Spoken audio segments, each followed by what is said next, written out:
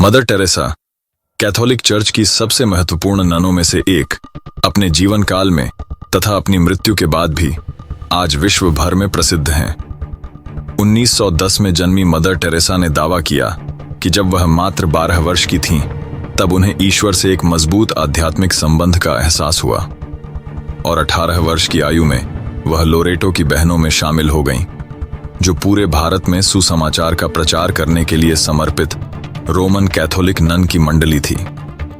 वह कलकत्ता, अब कोलकाता के सबसे खराब इलाकों में गरीबी को कम करने और दलितों की सहायता करने के अपने प्रयासों के लिए प्रसिद्ध हैं। मदर टेरेसा कैथोलिक चर्च में इतनी सम्मानित हस्ती थीं कि उनकी मृत्यु के बाद उन्हें संत घोषित किया गया, जिसका अर्थ है कि कैथोलिक चर्च ने उन्हें आधिकारिक तौर पर संत के रूप में मान्यता दी।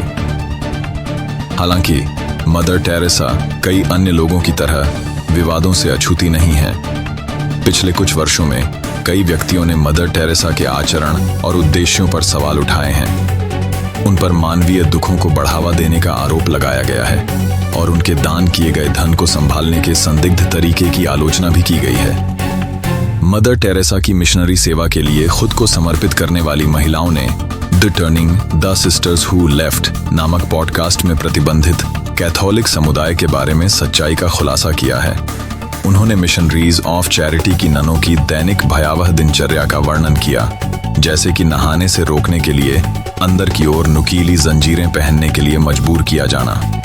डॉक्टर अरूप चटर्जी द्वारा निर्देशित 1994 की डॉक्यूमेंट्री हेल्स एंजल मदर टेरेसा की कुछ सबसे ज्यादा आलोचनाओं के लिए उल्लेखनीय थी। चटर्जी ने मदर टेरेसा के मिशनरी घरों की स्वच्छता और सफाई की आलोचना की, जिसकी तुलना उन्होंने नाजी एकाग्रता शिविर से की थी। विभिन्न प्रत्यक्षदर्शियों ने आरोप लगाया कि गंभीर रूप से बीमार लोगों के आराम और भलाई के लिए कोई विचार नहीं किया गया था। उनके क्लिनिकों की हालत भयावह थी। मदर टेरेसा के घरों में अक्सर अनुभवहीन स्वयंसेवक काम करते थे, जिन्हें चिकित्सा प्रबंधन का कोई ज्ञान नहीं था। सुइयों का एक ही बार इस्तेमाल किया जाता था और उन्हें ठंडे पानी में धोने के बाद पुनः इस्तेमाल किया जाता था।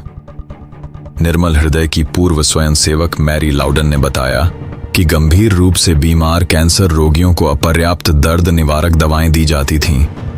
धर्म परिवर्तन ही उसका प्राथमिक लक्ष्य था।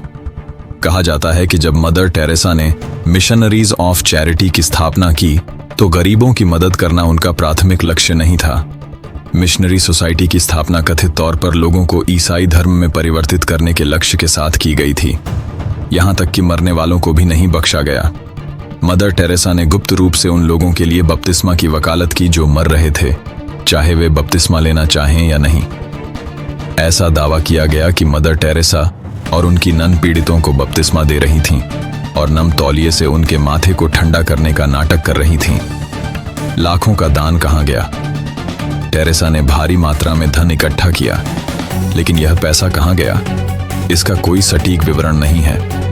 संगठन के पास बिना किसी बाधा के काम करने के लिए पर्याप्त धन था, लेकिन लोगों की जीवन यापन क्षमता को बेहतर बनाने के लिए कोई प्रयास नहीं किया गया। संगठन के बड़े योगदान का उपयोग कभी भी बीमार लोगों को बुनियादी चिकित्सा सहायता प्रदान करने के लिए नहीं किया गया। मदर टेरेसा का मानना था कि पीड़ा को अधिक सहन करने से वह लोगों को उनके कुकर्मों से मुक्त कर रही थीं और उन्हें मसीह के करीब ला रही थीं। क्रिस्टोफर हिचेंस कहते हैं, बिना किसी सबूत के जिस बात का दावा किया जा सकता है, उसे बिना सबूत के ही खारिज भी किया जा सकता है। मदर टेरेसा के साथ कितने ही विवाद जुड़े हों, लेकिन हमारे लिए ये सिर्फ तर्क की बात है।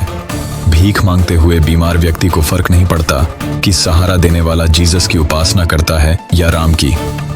इतिहास की इस यात्रा में हमारे साथ जुड़ने के लिए धन्यवाद। अगली बार तक उत्सुक रहें और खोज करते रहें। अगर आपको ये वीडियो पसंद आया हो तो लाइक और सब्सक्राइब करें और कमेंट्स में बताएं कि आप किस अन्य ऐतिहासिक घटना पर वीडियो देखना चाहेंगे। धन्यवाद।